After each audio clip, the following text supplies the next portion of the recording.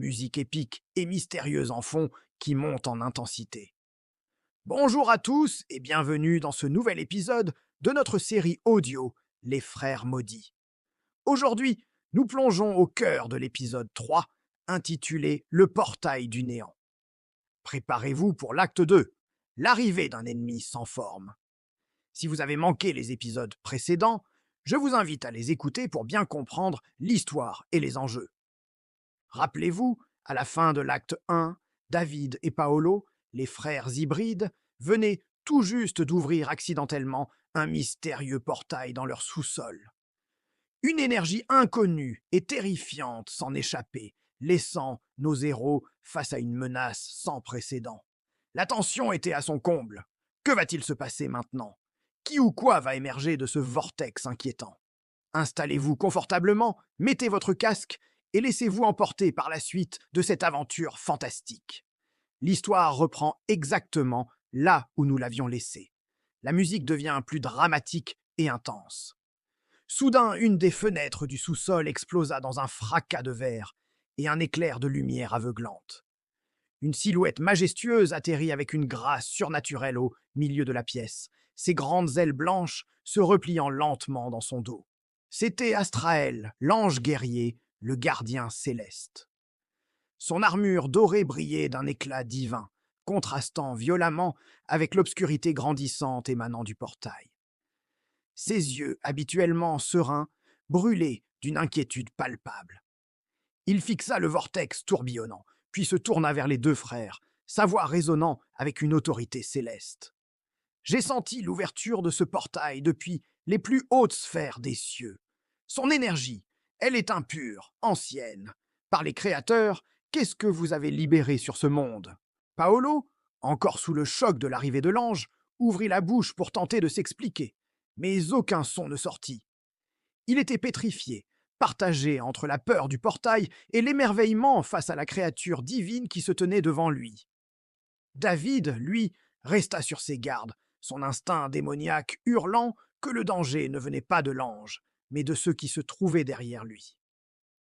Avant que quiconque puisse prononcer un autre mot, le portail pulsa violemment. Un silence profond tomba sur la pièce, un silence si lourd qu'il semblait absorber tous les autres sons. Puis une silhouette commença à émerger lentement du cœur du vortex. Ce n'était pas une créature au sens où on l'entend. Il n'y avait pas de chair, pas d'os, pas de forme définie. C'était une absence de lumière, une tache d'un noir absolu qui semblait dévorer l'espace autour d'elle. Une forme mouvante, ondulante, comme un trou béant percé dans la trame même de la réalité. Elle n'avait ni yeux pour voir, ni visage pour s'exprimer. Pourtant, tous les trois sentiront son regard peser sur eux. Sa simple présence était écrasante, une pression physique qui vous coupait le souffle et glaçait le sang dans vos veines. Une voix se fit entendre, non pas par les oreilles, mais directement dans leur esprit. Une voix sans son, froide et infinie comme le vide interstellaire.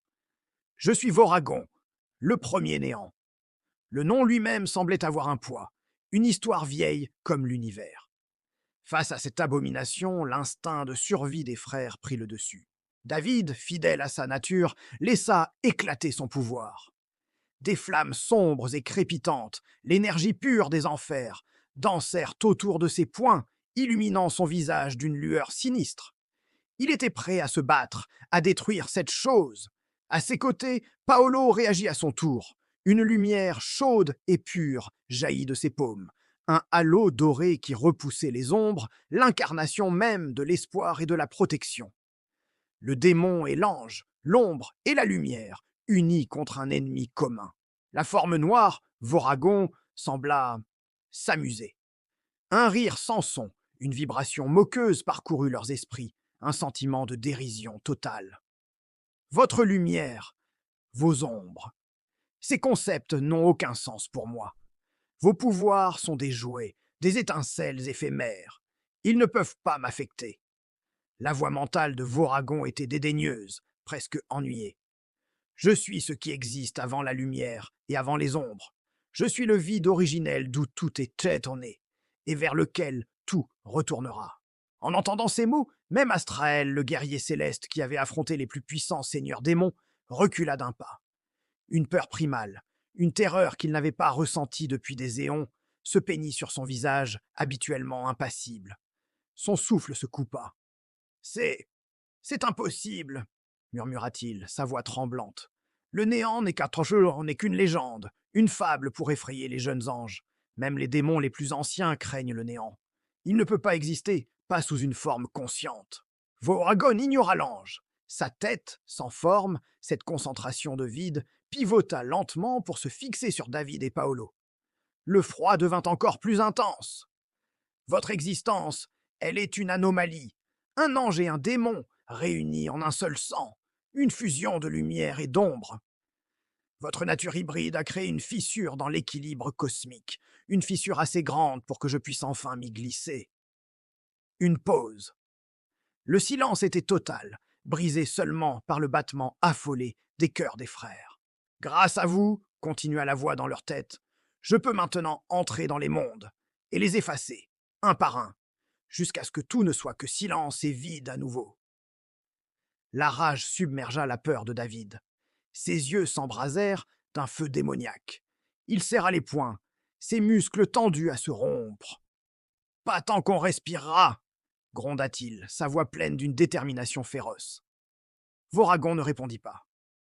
Au lieu de cela, sa forme solide se décomposa. La silhouette noire s'effondra sur elle-même, se transformant en une masse d'ombre liquide et mouvante qui glissa sur le sol avant de se dissiper complètement, comme de l'encre se diluant dans l'eau. Il avait disparu. Mais son absence était presque pire que sa présence. Un froid glacial et surnaturel persistait dans la pièce, un froid qui ne venait pas de la température, mais du plus profond de l'âme. L'air était lourd, vicié, comme si tout l'oxygène avait été aspiré. C'était une sensation asphyxiante, la promesse d'une fin inéluctable. Les trois héros restèrent immobiles un long moment, essayant de reprendre leur souffle, de comprendre ce qui venait de se passer. Le portail était toujours là, mais il semblait plus calme maintenant, comme si son but avait été atteint. C'est Astraël qui brisa le silence. Son visage était grave, toute trace d'arrogance céleste avait disparu, remplacée par une profonde inquiétude. Il regarda les frères, non plus comme des aberrations, mais comme des alliés potentiels face à une menace qui les dépassait tous. « Il a dit la vérité !» murmura-t-il, sa voix à peine audible. « Si nous ne faisons rien, il est capable de dévorer un monde entier, de le réduire à néant. Nous devons découvrir comment le blesser, comment le combattre, comment le vaincre. » Il marqua une pause, son regard se perdant dans le vide, là où se tenait Voragon, quelques instants plus tôt. Avant qu'il ne soit trop tard. La musique devient plus sombre et conclusive. Et c'est ainsi que se termine l'acte 2 de cet épisode. Une nouvelle menace, la plus grande qu'ils aient jamais affrontée, vient de se révéler.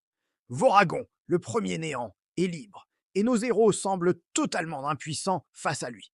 Comment David, Paolo et leur nouvel allié Astraël pourront-ils espérer vaincre une entité qui précède la lumière et les ténèbres elles-mêmes? Quelle sera leur prochaine étape? Vous le découvrirez dans l'acte 3, le final de cet épisode. Merci infiniment d'avoir écouté jusqu'au bout. J'espère que cette partie vous a plu et que vous êtes aussi impatient que moi de connaître la suite. N'oubliez pas de liker la vidéo si c'est le cas, de laisser un commentaire pour me dire ce que vous en avez pensé, et surtout de vous abonner à la chaîne et d'activer la cloche pour ne pas manquer la conclusion de cet épisode. Votre soutien est essentiel pour que cette série puisse continuer. Prenez soin de vous, et à très bientôt pour la suite des aventures des frères maudits